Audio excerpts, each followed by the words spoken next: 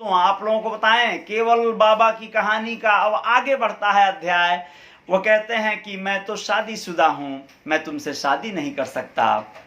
तुम्हें बता दूं कि मेरी पत्नी का नाम सोना धनी है और वो घर में हैं, मेरा इंतजार कर रही हैं। हाँ, मैं तुम्हें बहन जरूर बना सकता हूँ। इस तरह से उनका भाव देखिए, उनका स्नेह देखिए कि वह बहन के रूप में उस महिला से उसे स्वीकार करते हैं और कहते हैं कि मेरी पत्नी और मेरे भक्तन भाई हैं, अब आज से तुम भी मेरी बहन हो, धर्म की बहन हो। वहां से आगे बढ़ते हैं और उसके बाद जो है मामला आगे बढ़ता है। जैसे घर पहुंचते हैं, वो घर पर पहले से उनके माँ के पास एक बुढ़िया माँ बैठी हुई है, काशी ब्राह्मण की माँ थी वो, और वो अपनी व्यथा लेकर आई थी, नाम सुनकर आई थी केवल बाबा का, और कहती है कि मेरे बेटे को बचा लीजिए।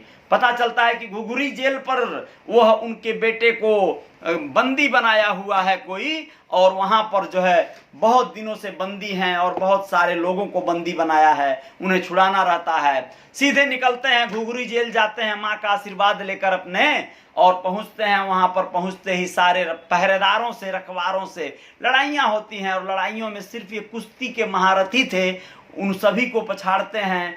और आपको बताएं कि 700 बंदी थे, सबको जेल का दरवाजा तोड़कर छुड़ा देते हैं केवल, और हाथ में हथकड़ी, पांव में बेड़ी लगे हुए उस काशी ब्राह्मण को कंधे पर उठाकर लेकर चले आते हैं अपने घर। बाकी सारे कैदी आजाद हो जाते हैं, मुक्त हो जाते हैं।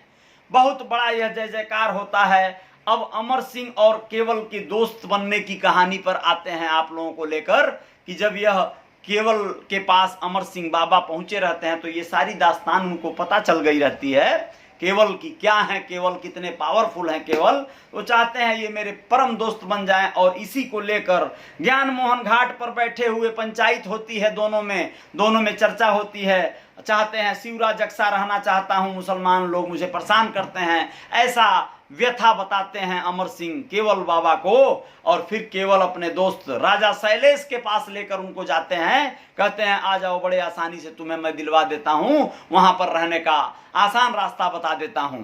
700 सूअर पाल रखा था राजा शैलेश, और वो कहता है कि मैं जो है ऐसा कार्य करूंगा कि वहां से मुसलमान तुम्हें तंग नहीं करेंगे।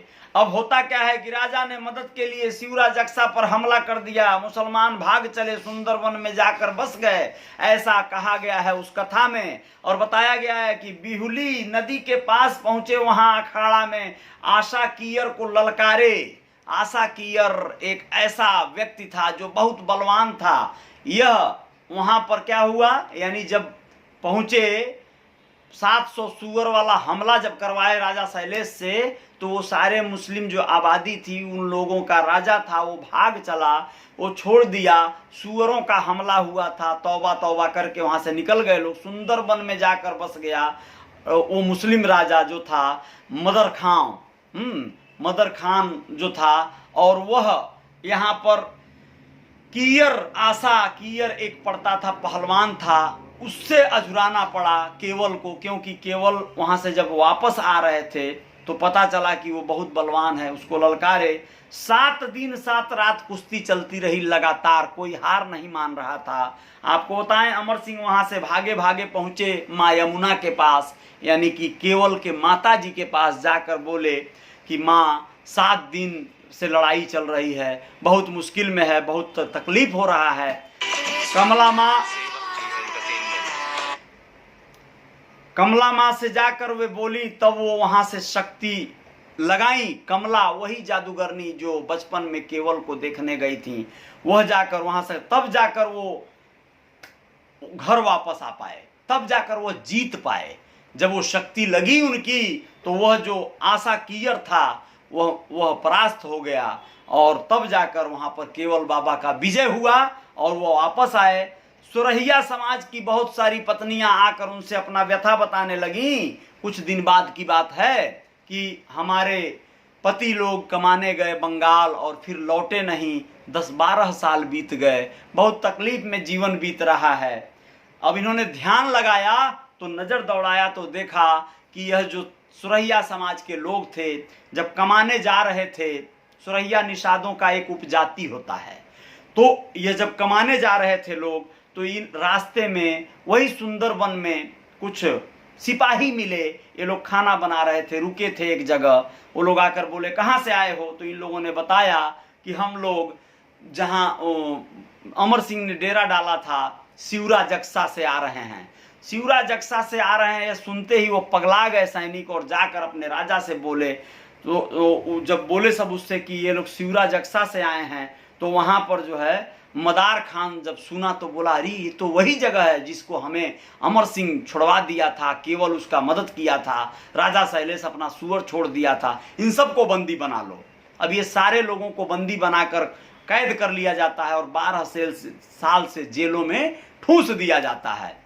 अब आप लोगों को बताएं कि यहाँ पर बहुत जरूरी था कि मदार खान को अब हराया जाए और इन लोगों को मुक्त कराया जाए। इस तरह से वो केवल जो है कहते हैं कि अब यहाँ पर ये अमर सिंह जावें और जाकर जो है अपना उन लोगों को छुड़ा के ले आवे, कोई दिक्कत नहीं है। मामा महंती एक थे, उनको लिवा कर जो है यह अमर सिंह जब चले तो फिर होता क्या है कि अमर सिंह खाने पीने मस्त मौला, हरफन मौला, साधु प्रवृत्ति के व्यक्ति थे। यह जो है जाते हैं वहाँ रास्ते में एक जगह गांजा पीने की तलब चढ़ती है, जाते हैं एक दुकानदार रहता है, राशन पताई बेचता है, उससे गांजा मांगते हैं। वो गांजा नहीं देता है, कहता है दुकान बंद हो गया। उसे मारते हैं, ढह जाता है। पत्नी आकर चिल्लाती है, मामा महंती से गिड़गिड़ाती है, कहती है बख्श दीजिए, अभी कुछ दिन पहले ही हमारे पति हमको शादी करके ब्याह करके लाए हैं और हम विधवा हो गए। इस पर महंती एक भभूत देते हैं, कहते हैं जाकर मुंह में डाल दो, वो बच जाएगा, जी जाएगा। ऐसा करती है, वो बच उठता है, लेकिन डांटते हैं, कहते हैं अमर सिंह तुमसे नहीं होगा ये लड़ाई और युद्ध, संयम भी चाहिए। अब हमें हर हाल में केवल को बुलाना होगा, जिसे कोयलावीर बाबा कहते हैं, जिसे कुछ लोग कोयलावीर बाबा कहते हैं, कोयल कहते हैं, कोयला कहते हैं, अलग अलग नाम जैसे सुविधा के अनुसार लोगों ने इन्हें चुन लिया। ये एक ही हैं, केवल, कोयला, कोयला बाबा, जो भी लोग हैं ये निषादों के आराध्य हैं। अब केवल बाबा को बुलाया जाता है, यानी ये लोग साथ में चल पड़ते हैं। अमर सिंह और ये गांजा पीकर जो है टुन्न हो गए हैं अमर सिंह, और इनको जगाते हैं केवल। जब नहीं जागते हैं तो अकेले चल पड़ते हैं और अकेले जाकर मदार खान से बाजते हैं, मदार खान को पछाड़ते हैं, आसमान की तरफ उठाकर फेंकते हैं। वह तोप के गोले की भांति आसमान में जाता है और नीचे जमीन पर जब गिरता है तो उसकी हड्डियां चकनाचूर हो जाती हैं। आप लोगों को बताना जरूरी है कि मदार खान के मारते ही इनकी जय जयकार होने लगी। सुरैया समाज के तमाम उन बंदियों को छुड़ा दिया उन्होंने। अमर सिंह की जब नींद खुली और यह बात सुने तो उनको खटकने लगा कि यह तो इसका बड़ा नाम हो जाएगा, यह तो बड़ा गड़बड़ हो गया, मेरा लोग बदनामी करेंगे, इसका नाम होगा केवल का, तो मैं क्या करूं।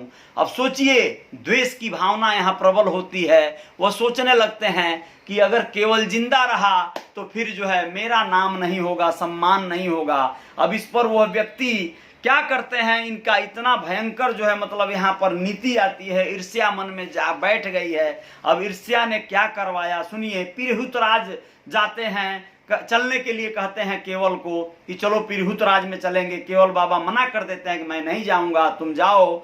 अमर सिंह को बहुत बुरा लगता है। पिरहुतराज पहुंचकर देवकी गोड़िया नाम के एक ऐसे व्यक्ति से मिलते हैं जो बड़ा खतरनाक है, भेष बदलने में माहिर था, राक्षस प्रवृत्ति का था।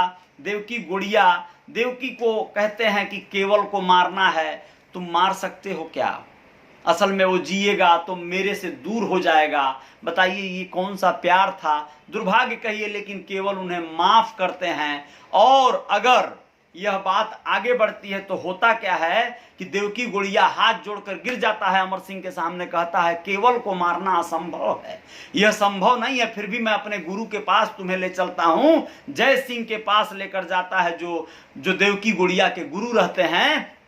और जय सिंह कहता है कि असंभव, केवल जैसे वीर बलवान को मारना, कोयला बाबा जैसे वीर बलवान को मारना संभव नहीं है। लेकिन अगर 7 दिन तक अगर उसके ऊपर जो भी चलाना है शक्ति चला लो, 7 दिन बच गया तो 8वें दिन के बाद उसे कोई छू भी नहीं पाएगा। अब देखिए क्या होता है, सपने में वह जो है जय सिंह सपने में जाता है, अपने देवकी गुड़िया का जो गुरु है उनके सपने में जाकर दिखाता है कि मछलियों का उजाह आया है, यानी मछलियां बहुत ज्यादा नदी में आ गई हैं, उजाह को जो है मारने मछली चलो। ऐसा करके काल जिसे कहते हैं ना बुलाएगा जब सबका अंत होना है, तो उठते हैं रात को। पत्नी जो सोना धनी है रोक लेती हैं, कहती हैं कहाँ जा रहे हैं? कहते हैं मछली मारने जा रहे हैं, नदी में उजाह आया है। कहती हैं नहीं जाना है, सोइए। बांध देती हैं गांठ अपने पल्लू में उनके जो है अंगोछे का, उनके धोती का, और कहती हैं सो जाइए। लेकिन जब वो सो जाती हैं तो फिर पल्लू खोल देते हैं वो, और खोल के चल देते हैं। और उसके बाद क्या होता है, भाई भक्तन को जगाते हैं, कहते हैं चलो मेरे साथ मछली मारने चलना है भैया। चाचा रूपनी उनको रोकते हैं, नहीं रुकते हैं। भाई भक्तन भी रोकते हैं, नहीं रुकते हैं। फिर जो है आगे कुछ ही दूर बढ़ते हैं लोग, रात का समय है, एक अर्धनग्न त्रिया यानी स्त्री मिलती है रास्ते में। भक्तन फिर रो पड़ते हैं, कहते हैं भाई कुछ तो अपशकुन है, मत जाओ, मछली मारने मत जाओ। लेकिन मानते नहीं हैं, जाते हैं। आगे सियार रास्ता काट देता है, तभी भी नहीं रुकते हैं। ये सारे जो अवरोध थे वो उनको रोकता है, अंतर मन और चेतन मन रोकता है, लेकिन रुकते नहीं हैं। आगे देखते हैं जाकर नदी पर उनकी नाव को छुपा दिया था देवकी गुड़िया, और उसके बाद नाव को खोज कर लाते हैं, जाल डालते हैं, जाल में पत्थर सब अझुरा देता है देवकी गुड़िया। नदी में वो वेश बदल कर पत्थर भर देता है जाल में। केवल अब समझ गए कुछ गड़बड़ है, अब जाकर उनको समझ में आता है कि कोई तो षड्यंत्र चल रहा है। कहते हैं आगे कि आप भैया जाओ, जाल लो, घर जाओ, मैं आता हूं, कहकर नदी में कूदते हैं। वो भागता है, उसको दौड़ाते हैं, और उसके बाद लड़ाई चलती है। लड़ाई में देखिए कितना बड़ा धोखा होता है कि वह तमाम वहां पर घास रहती है, घासों में छुपाकर बहुत सारे बाघ लेकर आया रहता है। वो बाघ मतलब समझिए मायावी था, बाघ बना दिया। तो उन बाघों ने इन पर हमला किया, सारे बाघों को मार डाले। कहने को तो कहते हैं कि अनेकों बाघ थे, उन सबको मार डाले। लेकिन एक बाघिन, लुल्ली बाघिन कहते हैं उसको, यानी उसका एक पैर था शायद नहीं था, और वह स्त्री थी यानी मादा थी। मादा बाघिन आकर इनके सामने गरजती है। तो फिर उस समय केवल बाबा कहते हैं कि अगर मैं इसको भी मार डाला तो जग मुझ पर हंसेगा, लोग कहेंगे कि एक बाघिन को मार डाला, एक स्त्री को मार डाला। यह भाव उनके मन में आता है और कहते हैं इसे नहीं मारूंगा, स्त्रियों पर मैं कभी भी हमला नहीं किया हूं और कभी भी अटैक नहीं किया हूं, तो मैं इसको नहीं मारूंगा। ऐसा कहकर यहाँ उनके मन का वो भाव पैदा होता है, सम्मान पैदा होता है, स्त्री के प्रति भावुक होना। और फिर मौका देखकर देवकी गुड़िया ललकारता है बाघिन को कि अब क्या देख रही है, मार झपट्टा। और इस तरह वो बाघिन इन पर टूटती है और ये गिरते हैं जमीन पर, और लहू लुहान पूरा लथपथ। यह लीला समाप्त हो जाती है इनकी। देवकी गुड़िया इनके शरीर के टुकड़े टुकड़े करता है, लेकिन आत्मा निकलती है उसी रात को इनका, और आत्मा निकलकर सीधे भाई भक्तन के पास आती है और कहती है, होरिल राम से कहती है कि डुगडुगी बजवा दो, अब तुम्हारा केवल नहीं रहा दुनिया में। ये उनके जीवन की अलग लीला थी, वो भगवान थे साक्षात। उनकी आत्मा आके होरिल से कहती है, होरिल एक गांव के व्यक्ति हैं, कि डुगडुगी बजवा दो, अब केवल दुनिया में नहीं है, और मेरे 100 छत बिछत पड़े हुए हैं, यानी नदी किनारे जाकर कह दो भाई भक्तन से कि उन 100 को बटोर लाए, नहीं तो सुबह चील कौओं से खिला देगा। मेरे 100 के मैं टुकड़े नहीं चाहता कि चील कौवे खा जाएं। इस तरह से यह सारी बातें पहुंचती हैं, मतलब सारी बातें तिरहुत राज में पहुंचते हैं। फिर वो उनकी आत्मा तिरहुत राज में जाकर सबको नरसंहार करते हैं, जो लोग भी इनके षड्यंत्र में शामिल थे। यानी यह मरने के बाद भी उन लोगों को मारते हैं जो लोग इनको मारने में षड्यंत्र बनाए। माँ गंगा से बोले जाकर ठिमिर चौर में चलो माँ, क्योंकि वहां पर चलोगी तभी मेरे आत्मा को शांति मिलेगा। ठिमिर चौर अब केवल धाम कहलाता है दोस्तों, केवल बाबा का धाम कहलाता है ठिमिर चौर, जो बिहार में पड़ता है। अमर सिंह और केवल से यही मुलाकात भी होती है। केवल के चरणों में गिर जाते हैं अमर सिंह और रोने लगते हैं। हमें लगता है कि अमर सिंह चूंकि एक आत्मा थे, यानी वो एक मनुष्य योनि से उठ गए थे, मृत हो गए थे। वह जानते थे कि केवल मरेंगे तो ही मुझसे मिलन हो पाएगा, हम दोनों भाई मिलकर साथ कुछ करेंगे, यानी वो भी आत्मा में विलीन हो जाएंगे, तभी हम मिल पाएंगे, क्योंकि मनुष्य योनि में केवल रहेंगे और मैं आत्मा रूप में रहूंगा तो मिल नहीं पाएंगे हम लोग। तो यह स्नेह था केवल के प्रति अमर सिंह का, इस वजह से ये षड्यंत्र बनाकर उनको मरवा दिए और मरवा कर उनकी आत्मा को अपने साथ कर लिए। चरणों में गिरकर रोए, केवल ने गले लगाया और कहा, मैं समझ सकता हूं तुम्हारी वेदना, तुम्हारा प्रेम था जो तुम चाहते थे कि मैं भी आत्मा में विलीन हो जाऊं, और लो मैं हो गया, अब हम साथ रहेंगे और सब विधि का विधान है। अमर सिंह खूब रोए, बोले मैंने धोखा किया आपके साथ। केवल बाबा इतने विशाल हृदय के थे, बोले नहीं, यह प्रकृति का नियम है, जो इस संसार में आया है उसे जाना होगा और इसका कोई गम न करो। मुझे भी खुशी है, तुम्हारे जैसे भाई के साथ रहेंगे, विचरण करेंगे, आखिर जाना तो था ही ना, तो थोड़ा पहले आ गए, कोई दिक्कत नहीं है। और धोखा नहीं, यह विधान है, तुमने सिस्टम बनाया, इस विधान के तहत हुआ है सब कुछ। और अपने भाई को जाकर भक्तन को फिर वही आत्मा जाती है, कहती है भाई मेरा काम क्रिया बढ़िया से करो। भक्तन भाई रोने लगते हैं, कहते हैं कैसे करूं, बहुत मतलब कंगाली है, बदहाली है, कैसे बड़े पैमाने पर काम क्रिया होगा। तो फिर क्या होता है, कहते हैं जाओ नदी में उजाह आया है, जाओ देखो क्या होता है। बहुत सारी मछलियां मारते हैं लोग, बोले 14 कोस में मुनादी करवा दो, सारे लोग जाकर वहां मछली मारें, लाभ हो और सब लोग अमीर बन जावें।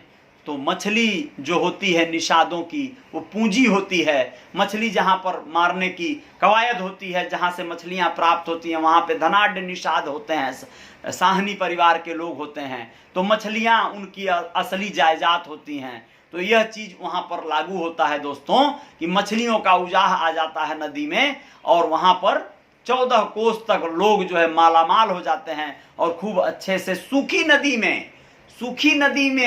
नदी थी, उसमें पानी आ गया, मछलियां आ गई, सब हो गया। यह होता है, इस तरह से फिर उनकी काम क्रिया होती है। और ठिमिर चौर जो था वो केवल बाबा का स्थान बन जाता है, और शिवरा जक्सा जो है अमर सिंह बाबा का। ये दोनों लोग जो है भाई हैं, दोनों साथ चलते हैं, दोनों जोड़ीदार हैं। जोड़ीदार बहुत बड़ा एक पद होता है, एक तरह से गरिमा में एक वो होता है कि दोनों जोड़ीदार हैं। तो मैं बहुत बहुत धन्यवाद आप सभी को ज्ञापित करता हूं, आप सभी ने ये लाइव को देखा सुना। ये अमर सिंह बाबा और केवला बाबा की कहानी थी, केवल बाबा की। बहुत बहुत धन्यवाद। चलिए आप लोग अपना ख्याल रखिएगा।